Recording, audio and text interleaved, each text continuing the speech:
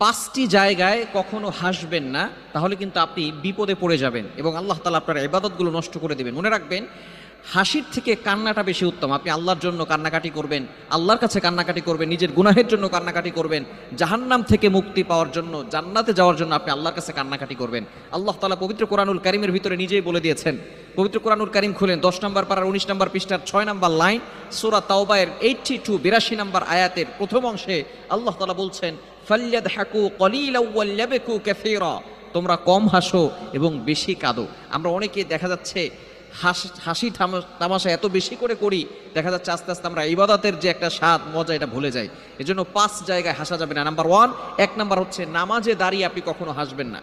নামাজে যখন আপনি দাঁড়ান তখন আপনি আল্লাহর সামনে দাঁড়িয়ে আছেন। নবীজি সাল্লাল্লাহু আলাইহি সাল্লাম জানিয়ে দিয়েছেন, আস-সালাতু মি'রাজুল মুমিন, নামাজ হচ্ছে মুমিনদের জন্য মেরাজ।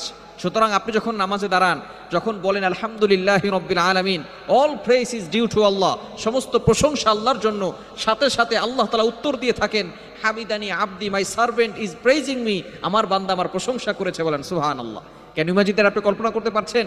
আপনার প্রতিটি কথার উত্তরে আল্লাহ পাক রব্বুল আলামিন জবাব দেন, উত্তর দিয়ে থাকেন। এজন্য আপনি আল্লাহর সামনে দাঁড়িয়ে কখনো নামাজে দাঁড়িয়ে হাসবেন না। বিশেষ করে ইয়াং পিপল যারা আছে, নামাজের রোকনগুলো জানে না, নামাজের ফরজ ওয়াজিবগুলো জানে না, নামাজের ভিতরে হাসি তামাশা করে, খবরদার এটা কখনো করবেন না। 1 নাম্বার হচ্ছে নামাজে দাঁড়িয়ে কখনো হাসবেন না। নাম্বার 2, দ্বিতীয় নাম্বার হচ্ছে ইবাদত নিয়ে কখনো হাসি ঠাট্টা করবেন না। অনেকে আছে একটা সময় অনেক গুনাহের কাজ করেছে, এখন সে দাড়ি রেখেছে।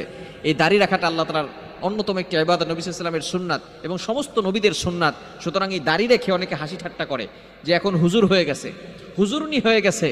যখন কোনো মেয়ে আগে পর্দা করতো না, এখন বোরকা পরে, তখন তাকে এই বোরকা দিয়ে টিটকারি করে। এরকম কিছু মুসলমান সমাজে আছে না নাই? খবরদার, এটা কখনো করবেন না। ইবাদত নিয়ে কখনো আপনি হাসি ঠাট্টা করতে যাবেন না। বিশেষ করে সবসময় খেয়াল রাখবেন, যারা দাড়ি রাখে, সঠিক পথে চলে এসেছে, আগে খারাপ কাজ করতে এখন সঠিক পথে চলে এসেছে, তাদেরকে নিয়ে কখনো হাসি ঠাট্টা করবেন না। তাহলে কিন্তু অবশ্যই আল্লাহর কাঠগড়ায় আপনাকে জবাবদিহি করতে হবে। নাম্বার 3, তৃতীয় নাম্বার হচ্ছে মুনাজাতের সময় কখনো হাসি ঠাট্টা করবেন না।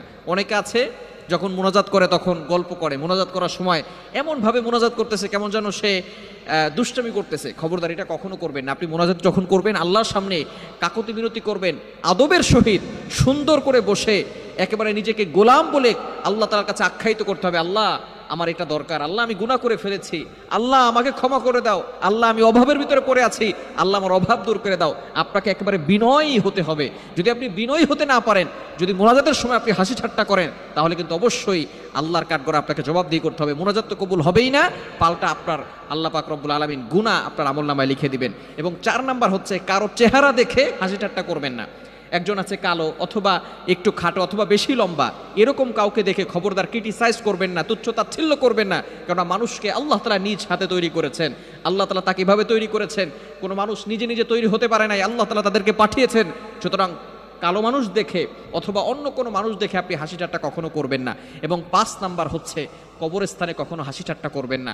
কবরস্থান যেখানে গেলে মানুষের হৃদয়টা শীতল হয়ে যায়, কবরস্থান যেখানে হাজার হাজার মানুষ দুনিয়া থেকে বিদায় নিয়েছে, একটা সময় তাদের টাকা ছিল, সম্পদ ছিল, বাড়ি ছিল, সব কিছু তাদের ছিল, তাদেরকে এই কবরে শুয়ে রাখা হয়েছে। কবরের সামনে গিয়ে অনেকে হাসাহাসি করে। খবরদার, এই 5টি জায়গা কখনো হাসবেন না, তাহলে কিন্তু আল্লাহ তাআলা আপনার আমলনামায় গুনাহ লিখে দিবেন এবং অবশ্যই আল্লাহর কাঠগড়ায় আপনাকে জবাবদিহি করতে হবে। এই 5টি জায়গায় আমরা হাসি ঠাট্টা করব না, হাসি থেকে আমরা দূরে সরে আসব। আল্লাহ তাআলা আমাদের সকলকে বুঝার তৌফিক দান করেন।